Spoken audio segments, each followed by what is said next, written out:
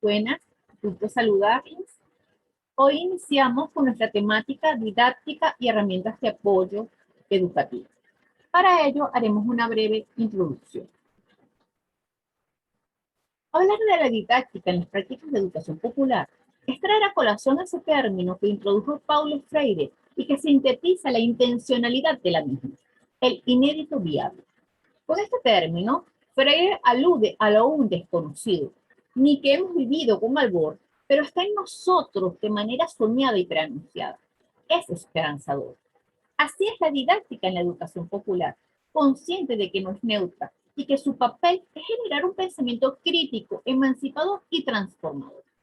En referencia a las técnicas que aquí enunciaremos en la presentación, son más que todo una invitación a investigar, a indagar, a cuestionar, porque las técnicas que nacen de las prácticas de educación popular no buscan ni adaptar, no son dogmáticas ni buscan adoctrinar. Son técnicas que propician la interacción, es decir, la acción con otras y otros, en busca de un mundo transformador. Es importante acotar que solamente se mencionarán algunas técnicas. Por eso es una invitación y al final tendrán justamente unas referencias bibliográficas que los acompañarán en ese proceso de formación, de transformación. Pero está de ustedes de seguir el proceso formativo y transformativo y cuenten conmigo para esa parte.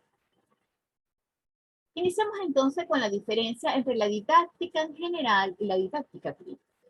En sentido general, la didáctica es, según el trabajo realizado por Vera Silva, en la trayectoria justamente del desarrollo histórico que ha tenido esta área del conocimiento, trabajando ella con Comenius, a Rousseau, a Deutsch, a González y actualmente a Díaz Barriga, la acredita puede ser entendida como una ciencia y un arte, inclusive hablan de ser una disciplina, que se ocupa del proceso de enseñanza y aprendizaje, teniendo como objeto formador la disposición de formular métodos y estrategias eficaces, y esto es fundamental en la didáctica general, para alcanzar este proceso en la práctica.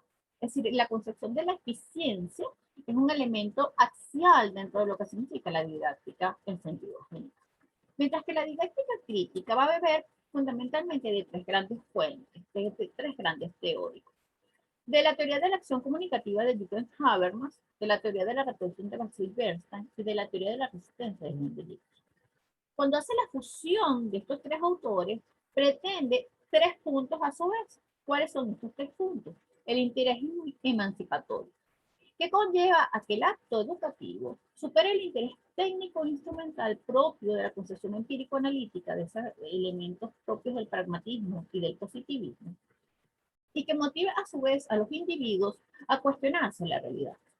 Además de eso, pretende la superación de las condiciones tanto sociales, económicas, culturales y políticas que generan opresión en los individuos.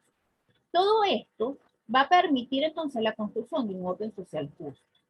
¿Qué significa esto? Vivir en una sociedad radicalmente demócrata, como presenta, lo pretende la concepción de Henry Giraud, donde los ciudadanos y las ciudadanas participan activamente en las decisiones colectivas, como lo pretende la teoría de la acción comunicativa de Jürgen Habermas, mediante el diálogo permanente y crítico de las múltiples interpretaciones de la realidad, como está postulado en la teoría de la reproducción de Basil Bernstein. Todo esto nos lleva, por lo tanto, a por lo menos tener dos miradas, ¿okay?, de qué se concibe por didáctica crítica. Una expuesta por el autor Martín Rodríguez Rojo y otra por el autor Wolfgang Klaski. El primero nos señalará que él va a beber de la teoría de la acción comunicativa justamente de Jürgen Habermas. De esta teoría va entonces a asumir que la didáctica se transforma en una didáctica humanizadora porque se va a fundamentar en el diálogo, justamente en lo que es la ética comunicacional, y va a asumir la didáctica crítica como la ciencia teórico-práctica que orienta la acción formativa en un contexto de enseñanza-aprendizaje mediante procesos tendientes de manera simétrica de comunicación social desde el horizonte de una realidad emancipatoria. Por su lado, Klasky va a proponer una didáctica con crítica constructivista, sobre todo con una gran influencia del constructivismo social, y va a su vez a asumir la expresión de didáctica científica, entendido este término en donde la didáctica se identifica en general con la teoría de los contenidos educativos y el plan de estudios, es decir, una didáctica más influenciada, más tendencial a la escolaridad que la de Martín Rodríguez Rojo, que es más hacia la construcción de educación en sentido humano. ¿Okay? Klafke continuará señalándolos entonces que la didáctica científica determina que, cito textualmente al autor, los fines generales que estructuran el conjunto global deben concretarse bajo dos aspectos combinados, los contextos de contenidos y los contextos de interacciones o sociales. Para ello, hay que tener en consideración además que entiende la didáctica crítica como aprendizaje. ¿Okay?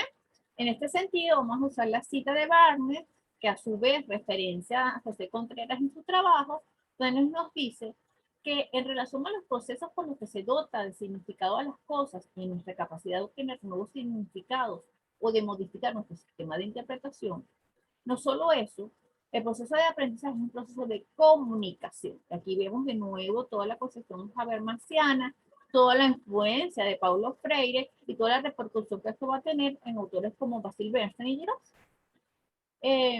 Puesto que es producto de un intercambio de significados, una interacción de nuestros sistemas interpretativos, bien con los datos de la realidad, bien con los sistemas interpretativos. A su vez, la enseñanza será asumida como cualquier estrategia de actuación que requiere un conocimiento de las características de la realidad sobre la que actúa.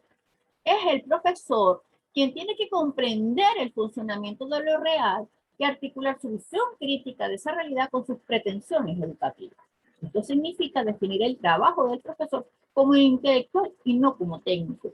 Aquí vemos entonces cómo se rescata la idea de Gramsci del intelectual orgánico y la propuesta de Henry Giroux sobre el papel de los maestros como intelectuales. No en el sentido burgués de la intelectualidad, no en el sentido justamente elitesco y contemplativo, sino justamente lo que se necesita para lograr la praxis transformativa. Por ende, una didáctica crítica necesita que el docente sea crítico, que interprete la realidad, la cuestione y proponga caminos hacia la construcción de un orden social. Tirado así, entonces tenemos que tener en consideración las dimensiones de la didáctica crítica que expone Clark. Está la dimensión formal, que también la trabaja la didáctica general, que es esa que toma en consideración las decisiones y los procesos de de decisión relativos a los fines, los contenidos, los métodos, los medios, las medidas de control.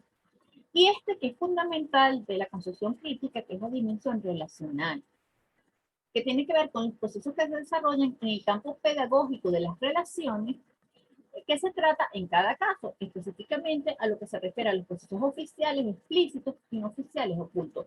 Aquí hay un gran aporte de Basil Bernstein en su teoría de la reproducción, ¿ok? Y es importante que ustedes en su momento lo construyan.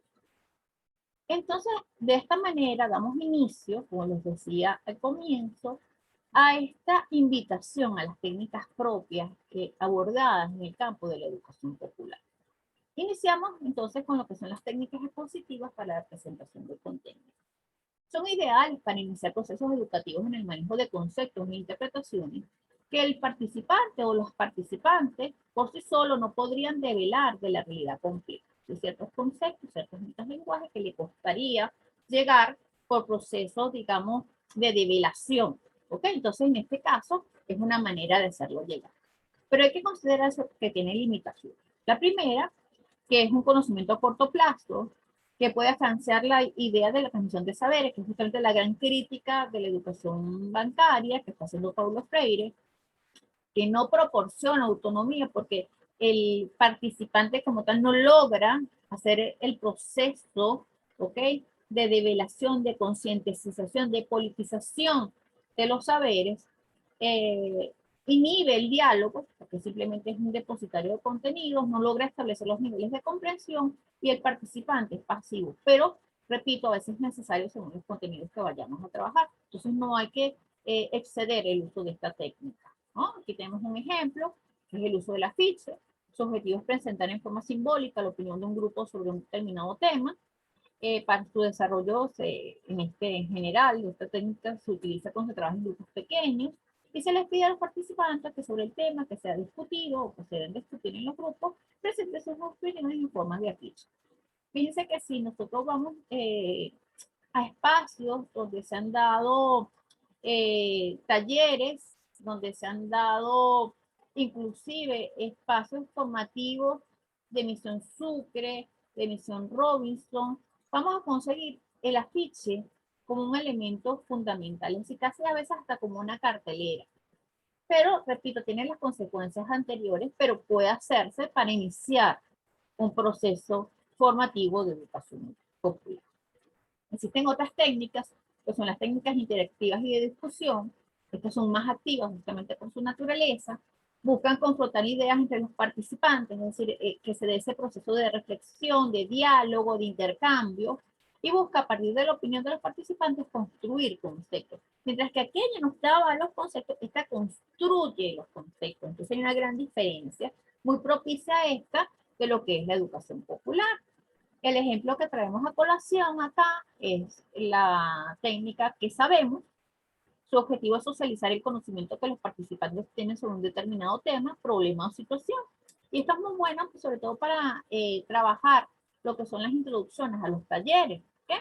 Normalmente los materiales, un papel grande donde vamos a construir el tablero, necesitamos tarjetas o papeles pequeños y un dado, porque se trata justamente a partir de hacer un juego de mesa, motivar para ir intercambiando ideas y opiniones. En esa hoja de papel grande van a hacer el tablero que ustedes tienen en pantalla, en palabras, en pocas palabras, preguntas, etc. Y fíjense luego qué van a hacer. Quien coordina debe escoger un tema, ¿ok? Problema o situación importante para el grupo sobre el que girará el juego. Luego elaborará unas 20 o 40 preguntas sobre el tema, la mayoría debe ser contestadas por una persona y las otras deben contestar de una u otra manera. Y se escribe una pregunta en cada tarjeta. O sea, que es un ejemplo de las preguntas que se pueden hacer, cuántas personas habitan en la comunidad, qué problemáticas se ha trabajado con conjunto, etc. ¿no?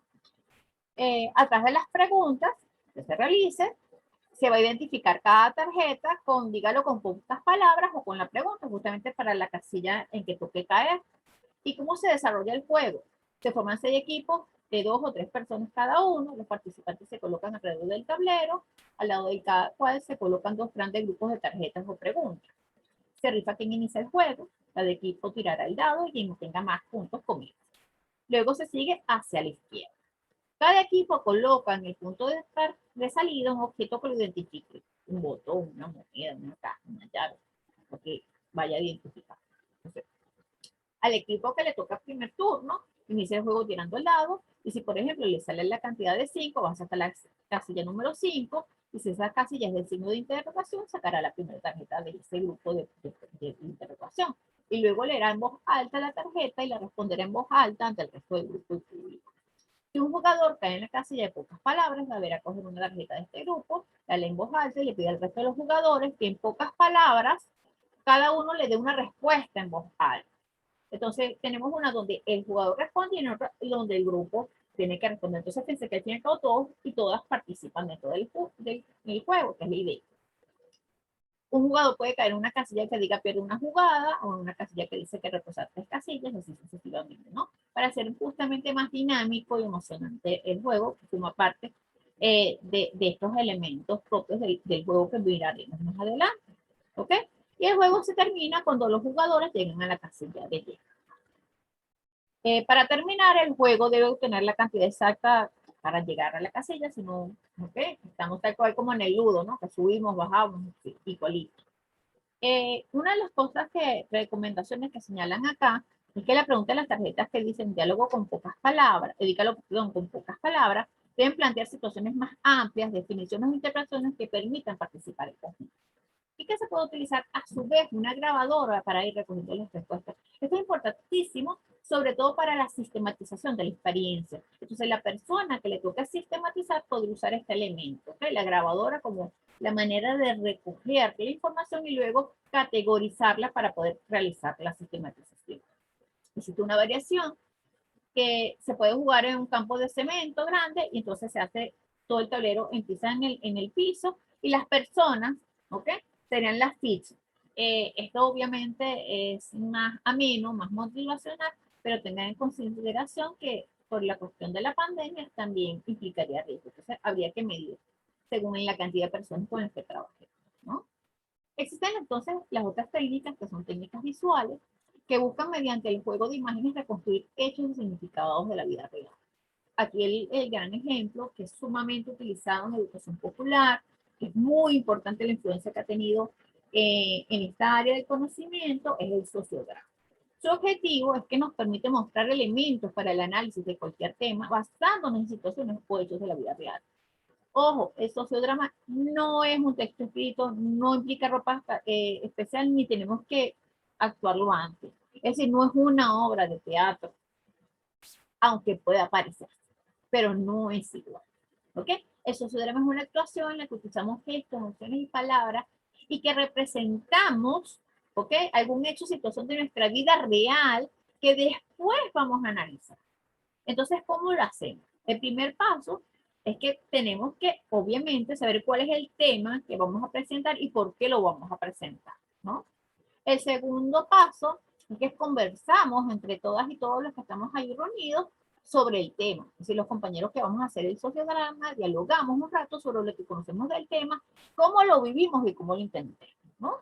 Y por último, no menos importante paso, es que hacemos la historia o el argumento. Es decir, vamos a establecer cómo van los hechos, cómo vamos a plantear las situaciones y cómo vamos, o sea, cómo vamos a decir cada cosa y quién lo va a decir en cada momento, ¿qué?, según el hilvanaje histórico que tengamos que hacer. Para acá también se puede recomendar el usar la grabadora como elemento que permita la sistematización. Existe, por último, pero no menos importante, los juegos cooperativos. El jugar siempre se ha relacionado con la infancia, con la etapa de la educación inicial, sobre todo en la etapa, repito, desde el primer nivel al tercer nivel, inclusive ya a nivel de lo que significa la educación básica, que el primer grado empieza a reducirse las horas de juego. Si pasamos a la hora de bachillerato, queda casi incluido dentro del espacio de lo que es el área de la educación física, y si nosotros vamos a lo que es la educación universitaria, desaparece. La educación popular, por el contrario, busca rescatar el papel del juego. ¿Por qué lo hace?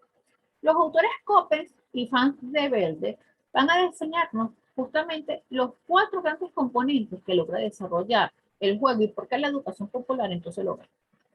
Primero, porque existe un desarrollo psicomotor, es decir, se da la coordinación motriz, da el equilibrio, implica fuerza, manipulación de objetos, dominio de sentido, discriminación sensorial, coordinación visomotora y capacidad de imitación. Todos estos elementos son fundamentales a la hora de hablar justamente de una persona que tenga un pensamiento crítico y reflexivo. A su vez, el desarrollo cognitivo, que estimula la atención, la memoria, la imaginación, la creatividad, la discriminación de la fantasía y la realidad, el pensamiento científico y matemático, el desarrollo del rendimiento de la comunicación y el lenguaje y el pensamiento abstracto. Todos estos elementos fundamentales justamente a la hora del desarrollo de la autonomía y de lo que significa la creatividad. El desarrollo social, porque implica procesos de comunicación y cooperación con otras y otros, elemento fundamentalísimo de la educación popular, conocimiento del mundo, como nos explica justamente Paulo Freire, preparación para la vida laboral, como nos ha explicado todo el constructivismo social, la estimulación del desarrollo ético, como lo plantea justamente Habermas en la teoría de la acción comunicativa, favorecen la comunicación de la unión y la confianza en sí mismo, elementos axial de lo que significa el capital pedagógico según Basil Bernstein, potencia el desarrollo de las conductas prosociales, disminuye las conductas agresivas y pasivas y facilita la aceptación interracial. Este elemento sobre todo nos recuerda a Peter McLaren y su concepción justamente de lo que va trabajando en su propia estatura. Además, tiene un elemento interesante que es todo vinculado al desarrollo emocional, porque implica el desarrollo de la subjetividad, produce la satisfacción emocional, controla la ansiedad, promueve la expresión simbólica de la agresividad, facilita la resolución de conflictos y facilita patrones de identificación sexual. Todos estos últimos elementos del desarrollo emocional están presentes, sobre todo, en un buen número de los movimientos sociales con los que trabaja la educación popular. Un ejemplo, por lo tanto, de un juego es el luche de la planificación, o lo que nosotros también llamamos el semanario, el avión, la rayuela, y su objetivo es conocer y ordenar los pasos que deben seguirse en un proceso de planificación. O sea, la idea es que a partir de hacer en el piso, tal cual, con una piedrita, como cuando, o un papel seco, jugamos cuando éramos niños, la persona caiga, ¿okay?, en una casilla y señale el orden correcto y adecuado como debería ir el proceso de planificación. Obviamente, dentro de esa rayola está de manera desordenada y la idea es que la persona aprenda entre todas y todos a ordenar, ¿ok? Dentro del azar, es decir, entonces se juega lo azaroso con el orden, ¿ok? Lo que significa planificar. Entonces, así tenemos una cantidad de técnicas señaladas aquí a lo largo de esta exposición que ustedes podrán, como repito, profundizar en las referencias bibliográficas que tienen aquí a continuación. Entonces, ha sido un gran placer. Seguiremos en contacto. Hasta luego.